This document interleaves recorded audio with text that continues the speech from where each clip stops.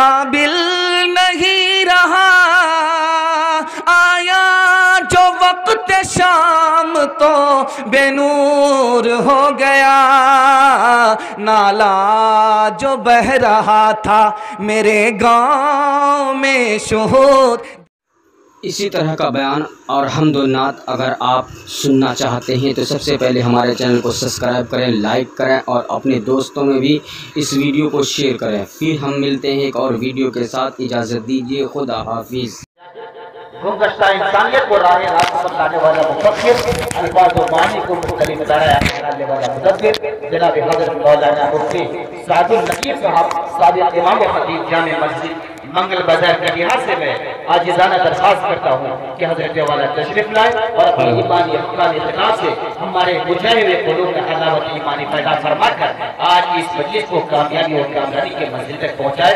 मैं इस शेर के साथ आपका इस्तेमाल करना चाह रहा हूँ कि मगन के खाक हवा में बिखर गया होता, मैं बन के खाक हवा में बिखर गया होता। या रसूलुल्लाह तुम्हारी याद न होती तो मर गया होता। और पलट आया जो सूरज तो इसमें हैरत क्या, और पलट आया जो सूरज तो इसमें हैरत क्या। वो चाहते तो जमीन पे उतर गया होता।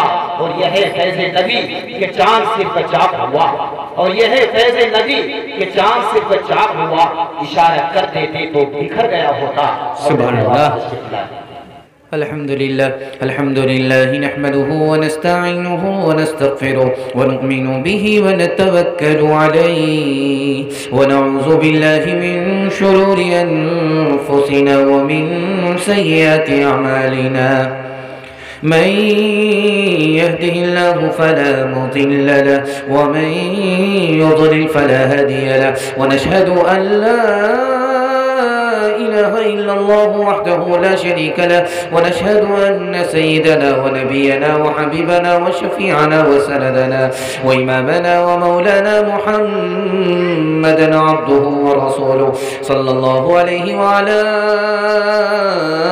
आलिहि व सहबिहि व बारक व सल्लम तस्लीमन कसीरन कसीरा। अम्मा बअदु फ़अऊज़ु बिल्लाहि मिनश शैतानिर रजीम। बिस्मिल्लाहिर रहमानिर रहीम। या अय्युहल्लज़ीना आमनू अतीउल्लाह व रसूलहु सदक़ल्लाहु मौलानल अज़ीम। व क़ाल नबी सल्लल्लाहु अलैहि वसल्लम मन अता लिल्लाहि व मनअ लिल्लाहि फ़क़द इस्तकमल ईमानहु औ कमा क़ाल अलैहि सलातु व सलाम। सुब्हानल्लाहि व बिहम्दिहि सुब्हानल्लाहिल अज़ीम व बिहम्दिहि अस्तग़फिरुल्लाह। सल्लल्लाहु अला सय्यिदिना मुहम्मद सल्लल्लाहु अलैहि वसल्लम। अल्लाहुम्मा सल्लि अला सय्यिदिना मुहम्मद या रब्बी सल्लि अलैहि वसल्लिम।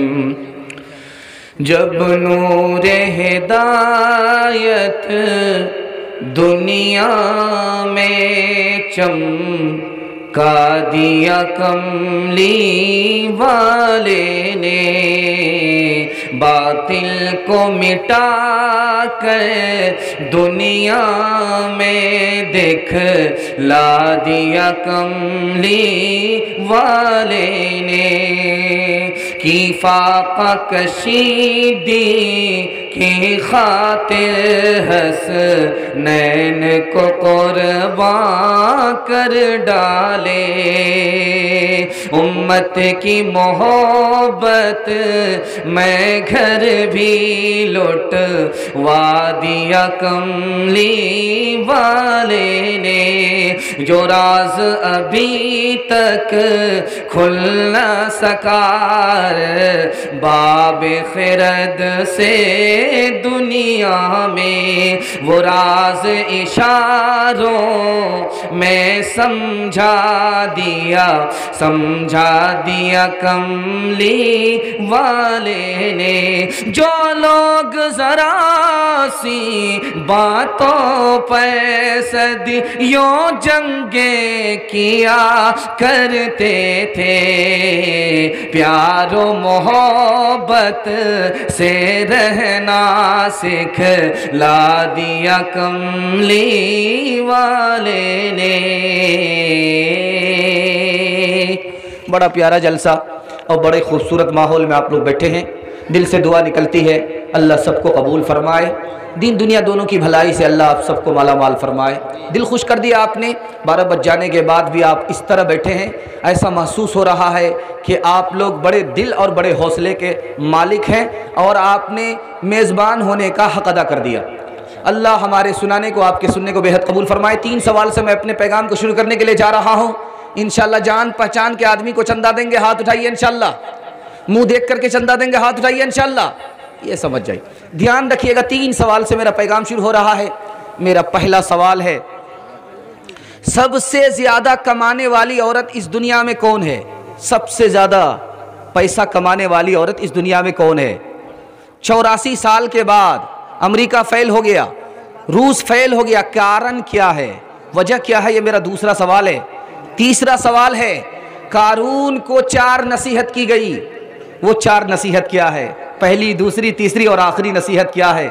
आखिरी सवाल है, हिंदू और मुसलमान में 3 फ़र्क है, वो 3 फ़र्क क्या है? आप लोग मुकम्मल सुनेंगे, हाथ उठा दिए इंशाअल्लाह। बिल्कुल सही जा रहा है, घबराने की बात नहीं है, लेकिन बीच में इम्तिहान जारी रहेगा।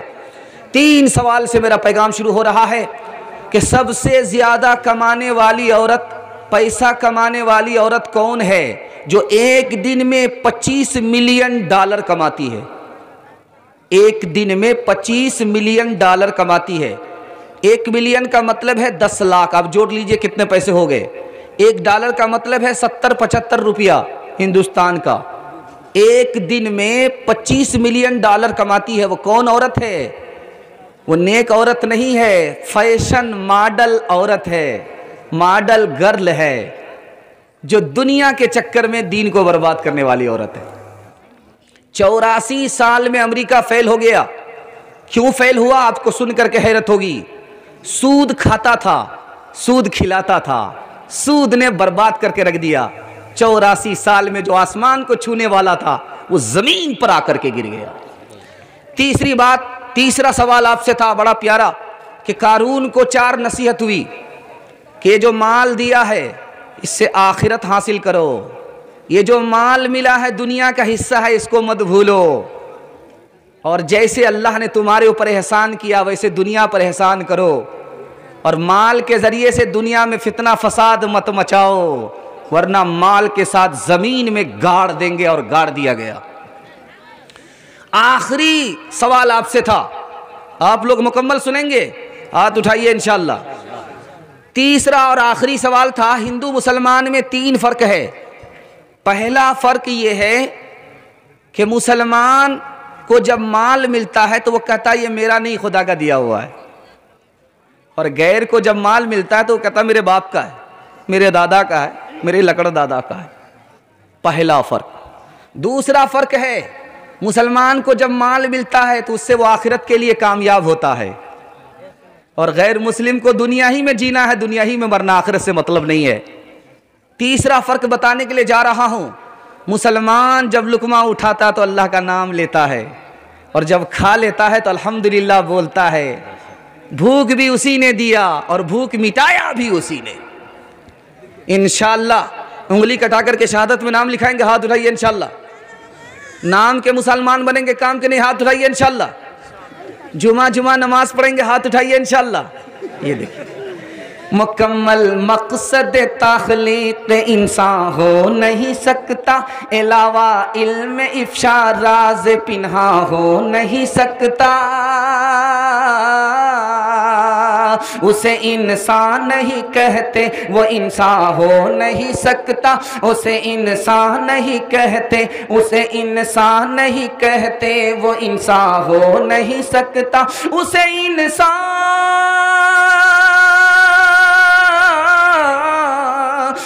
इंसान नहीं कहते, वो इंसान हो नहीं सकता। खुद अपनी जिंदगी का जिसको इरफा हो नहीं सकता, खुद अपनी जिंदगी का जिसको इरफा हो नहीं सकता। खेतियाँ सरसब्ज हैं तेरी ग़िज़ा के वास्ते, चांद सूरज और सितारे हैं ज़िया के वास्ते,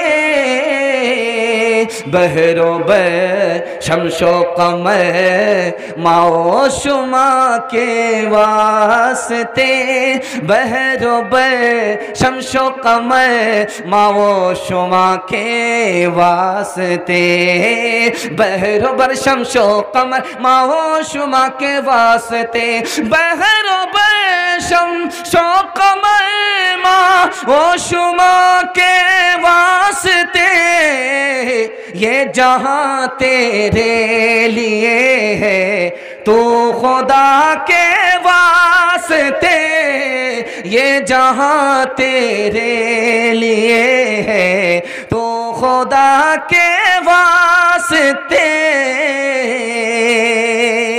पहला खाता खुल रहा है, आप लोग दिल से सुनेंगे, 3 मिनट में नमूना निकल जाएगा इंशाअल्लाह।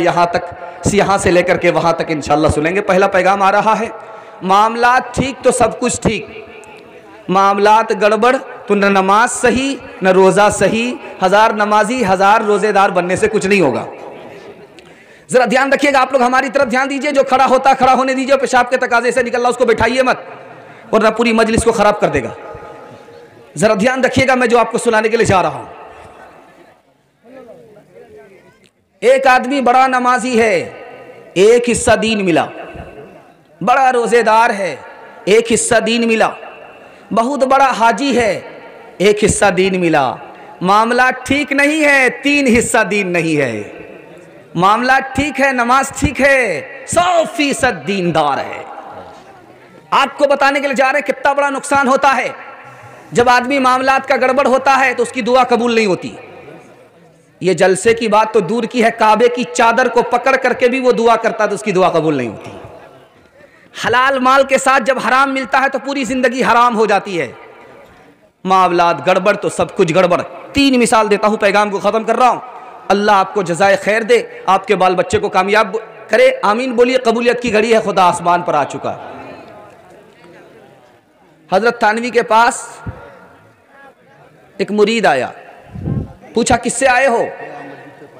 तो कहा कि ट्रेन से आए। कहा किस बच्चे का टिकट लिया था? कि कहाँ लिया था? कहा आधा टिकट लिया था या पूरा टिकट लिया था? कहा कि आधा टिकट लिया था।